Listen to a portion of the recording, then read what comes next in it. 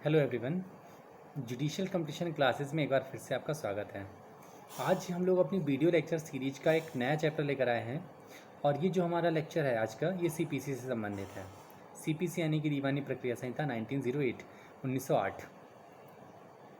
तो आज जिस टॉपिक के ऊपर हम लोगों को डिस्कशन करना है, उस टॉपिक की शुरुआत एक प्रॉब्लम से करते हैं। ध्यान से सुनिएगा वो प्रॉब्लम क्या है। एक व्यक्ति है और वो व्यक्ति एक सड़क से जा रहा है। उस व्यक्ति को सड़क पर एक पर्स पड़ा हुआ मिलता है। वो व्यक्ति उस पर्स को उठा लेता है। अब जैसे ही वो व्यक्ति उस पर्स को उठाता है, उसके पीछे से दो व्यक्ति दौड़ कर आते हैं। या ये कह सकते हैं कि एक व्यक्ति एक साइड से दौड़ कर आ रहा है और वो कहता है कि ये जो पर्स आपको मिला है, ये पर्स मेरा है। ठीक उसी समय एक और व्यक्ति वहाँ पर आ जाता है और वो उस व्यक्ति से, जिसके पास वो पर्स है, जिसने वो पर्स पड़ा हुआ पाया है, उससे कहता है कि जो पर्स आपके पास है वो पर्स मेरा है। अब जिस व्यक्ति को वो पर्स मिला है वो एक अजीब सी दुविधा में आ चुका है कि ये वाला जो पर्स जो उसको मिला है, ये पहले वाले व्यक्ति को दिया जाए या जो बाद में व्यक्ति आया उसको दिया जाए। वो समझ ही नहीं पा रहा है कि आखिर ये पर्स वास्तविक रूप से है किसका, क्योंकि उस पर्स में ऐसी कोई आइडेंटिटी नहीं है, ऐसा कोई पहचान नहीं है। और जो पहचान उससे पूछी गई है, संयोगवश वो पहचान भी बिल्कुल सेम है दोनों की। अब ऐसी कंडीशन में वो वाला जो व्यक्ति है जिसके पास वो पर्स है, वो समझ नहीं पा रहा है कि आखिर हम पर्स का वास्तविक रूप से परिधान किस व्यक्ति को करें। क्या इस समस्या का निराकरण कैसे निकलेगा? अगर वो न्यायालय में जाता है तो न्यायालय किस प्रकार से इस बात को सुनेगा, या उस व्यक्ति को इस बात को समझाने के लिए या इस समस्या का समाधान करने के लिए किस प्रक्रिया का फॉलो करना पड़ेगा। तो इसी क्वेश्चन से संबंधित हमारा आज का टॉपिक है। जी हाँ, ये हमारा जो टॉपिक है, ये टॉपिक सेक्शन 88 यानी कि दीवानी प्रक्रिया संहिता 1908 की धारा 88 से संबंधित है। ये समस्या धारा 88 से संबंधित है क्योंकि धारा 88 का जो टाइटल है, वो टाइटल कहता है अंतराभिवाचीवाद, इंटरप्लीडरवाद या इंटरप्लीडर केस। तो क्या होता है ये अंतराभिवाचीवाद, इस बात को समझने की कोशिश करते हैं धारा 88 के माध्यम से। देखिए, जैसा कि मैंने आपको अभी प्रॉब्लम बताई थी कि जो व्यक्ति को पर्स पड़ा हुआ मिला है, उस व्यक्ति के सामने दो व्यक्ति खड़े हैं और दोनों ही उस पर्स की डिमांड कर रहे हैं कि ये पर्स उसका है, ये पर्स उसका है। अब ऐसी सिचुएशन में यहाँ पर जिस व्यक्ति को वो पर्स पड़ा हुआ मिलता है, उस व्यक्ति का तो उस पर्स में कोई हित है ही नहीं और ना ही वो किसी प्रकार के हित का यहाँ पर दावा कर रहा है। अमूमन हम क्या देखते हैं कि जब भी हम कोई किसी सिविल सूट में जाते हैं, किसी दीवानी प्रक्रिया में के अंतर्गत किसी वाद को दाखिल करते हैं, तो वहाँ पर दो पार्टीज़ होती हैं, वादी और प्रतिवादी। वादी क्या करता है कि किसी हित का दावा करता है और प्रतिवादी उसके हित को डिनाई करता है। यहाँ पर हम जब इस चीज़ को आगे लेकर चलते हैं कि अंतराभिवाचीवाद, तो सामान्य रूप से आप ये समझिए कि अंतराभिवाचीवाद वो वाद होता है जिसमें वास्तविक रूप से जो विवाद होता है वो वादी और प्रतिवादी के बीच में नहीं होता है।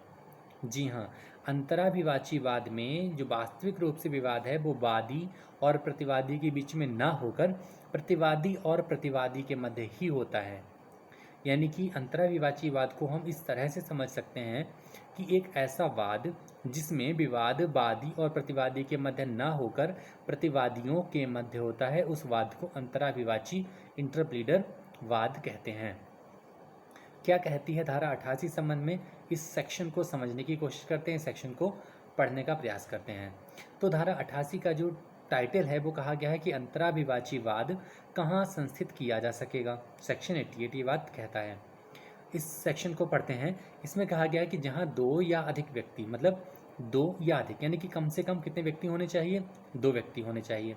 तो जहाँ दो या अधिक व्यक्ति उसी सेम ऋण, धनराशि या अन्य जंगम यानी कि मूवेबल या स्थावर यानी कि इमूवेबल प्रॉपर्टी यानी कि संपत्ति के बारे में एक दूसरे के प्रतिकूल दावा किसी ऐसे अन्य व्यक्ति से करते हैं, मतलब दो व्यक्ति हैं, कम से कम दो व्यक्ति, और वो दोनों ही व्यक्ति एक ही ऋण, धनराशि या किसी मूवेबल या इमूवेबल प्रॉपर्टी के लिए एक दूसरे के प्रतिकूल यानी कि एक दूसरे के विरुद्ध दावा किससे कर रहे हैं, एक थर्ड पर्सन से कर रहे हैं।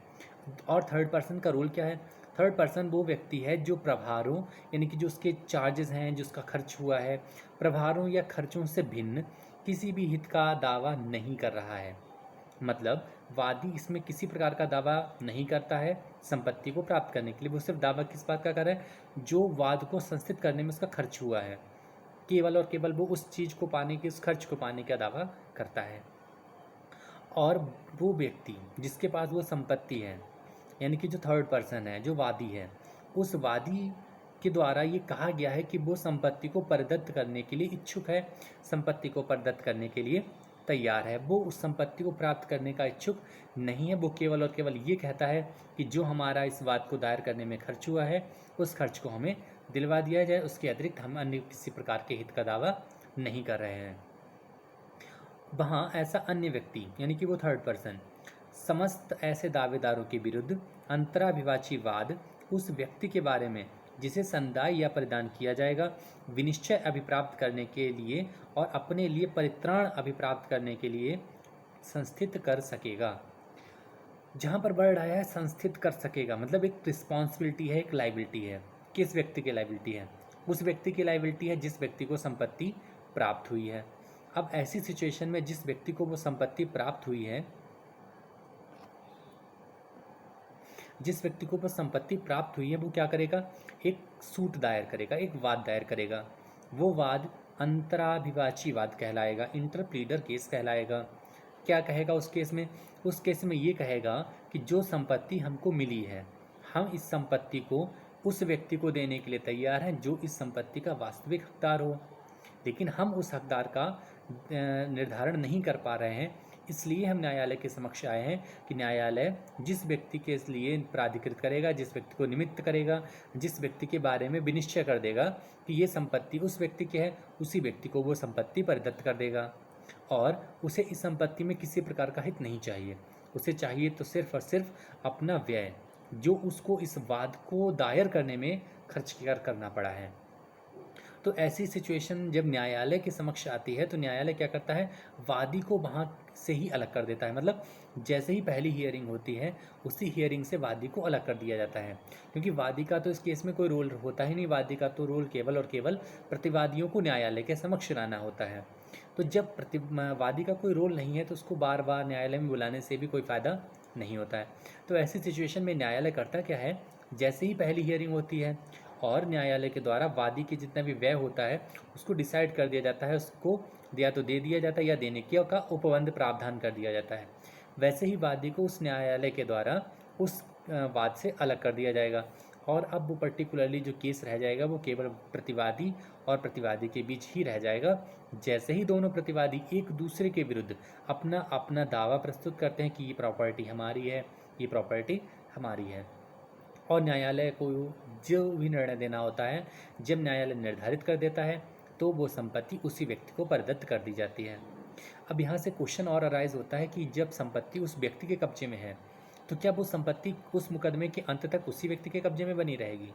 जी नहीं, जैसे ही वो मामला न्यायालय के समक्ष आएगा उस व्यक्ति को वो संपत्ति न्यायालय में आकर जमा करनी पड़ेगी। जब वो संपत्ति को न्यायालय में जमा कर देगा उसी समय से उसका दायित्व तो समाप्त हो जाएगा और उसका जो वाद व्यय होता है, अन्य जो प्रभार वगैरह होते हैं, ये भी न्यायालय के द्वारा उसको दिलवा दिए जाएंगे। अब एक उदाहरण के माध्यम से और समझाते हैं आपको। उदाहरण है कि का तथा खा, दो व्यक्ति हैं का और खा, द्वारा किसी ऐसी संपत्ति के लिए दावा किया जाता है जो गा के कब्जे में है और गा उस संपत्ति में किसी हित का दावा नहीं करता है और वह उस व्यक्ति को संपत्ति देने के लिए तैयार और इच्छुक है जो व्यक्ति न्यायालय के द्वारा ऐसी संपत्ति को प्राप्त करने के लिए अधिकृत घोषित किया जाए। गा वादी के रूप में का तथा खा को प्रतिवादी बनाते हुए अंतराभिवाची वाद संस्थित करेगा। बिल्कुल क्लियर हो गई यहाँ से ये चीज़ कि ए और बी दो व्यक्ति हैं और दोनों ही व्यक्ति इस मामले में हैं प्रतिवादी, और जब दोनों व्यक्ति प्रतिवादी हैं तो वो एक ऐसी संपत्ति का दावा कर रहे हैं जो संपत्ति सी नामक व्यक्ति के कब्जे में है। अब सी को करना क्या होगा? सी कहता है कि जो प्रॉपर्टी हमारे कब्जे में है उस प्रॉपर्टी को हम देने के लिए तैयार हैं। जिस व्यक्ति को भी न्यायालय कह देगा हम उस व्यक्ति को वो संपत्ति दे देंगे, क्योंकि हम तो संपत्ति में किसी प्रकार का हित मांग ही नहीं रहे हैं।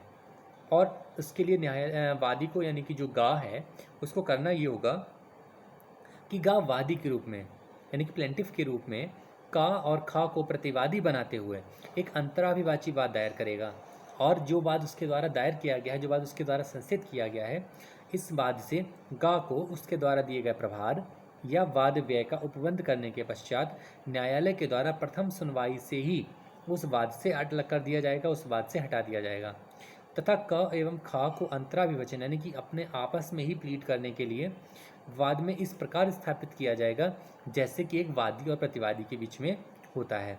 तो वहाँ से जैसे ही वो वादी उस न्यायालय के द्वारा उस मामले से अलग किया जाता है, आप ये मानकर चल सकते हैं कि अब जो प्रतिवादी बचे हैं वही एक दूसरे के विरुद्ध वादी और प्रतिवादी की भूमिका में आ जाएंगे।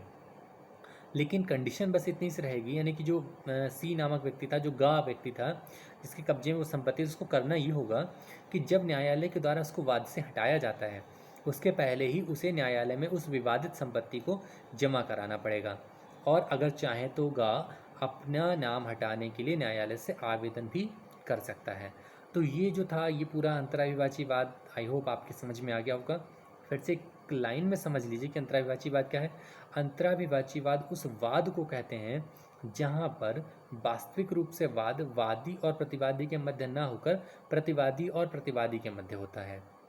कब होता है? जब किसी एक व्यक्ति को कोई संपत्ति पड़ी हुई प्राप्त होती है और उस संपत्ति को प्राप्त करने के लिए दो या अधिक व्यक्ति दावा करते हैं, तब उस व्यक्ति को जिसके पास वो संपत्ति है उस व्यक्ति को न्यायालय के समक्ष आना होता है और अंतराविवाची वाद संस्थित करना होता है, जिसके माध्यम से न्यायालय यह निर्धारित करेगा, यानी कि अब प्रतिवादी और प्रतिवादी ही आपस में वादी और प्रतिवादी की भूमिका में आ जाएंगे, क्योंकि न्यायालय के द्वारा उस वादी को, जो कि जिसके पास संपत्ति थी, उसको न्यायालय से के द्वारा उस वाद से अलग कर दिया जाएगा। तो प्रतिवादी और प्रतिवादी आपस में प्लीड करेंगे जैसे वादी प्रतिवादी करते हैं। न्यायालय जिसको भी उस मामले में ये निर्णित करेगा कि ये संपत्ति वास्तविक रूप से इसकी है, उस व्यक्ति को संपत्ति परिदत्त कर दी जाएगी, और जिस व्यक्ति ने वो वाद दायर किया था, जो वादी था, वास्तविक वादी था, उस व्यक्ति को अपना खर्च वगैरह दिलवा दिया जाएगा। जब न्यायालय के द्वारा उस व्यक्ति को, जो वादी था, उसको उस मामले से अलग किया जाता है, उसके पूर्व भी विवादित संपत्ति को उसे न्यायालय में जमा कराना पड़ेगा। तो ये था हमारा अंतराविवाचीवाद। मिलते हैं फिर अगले टॉपिक पे किसी नए विषय के साथ। तब तक के लिए थैंक यू सो मच।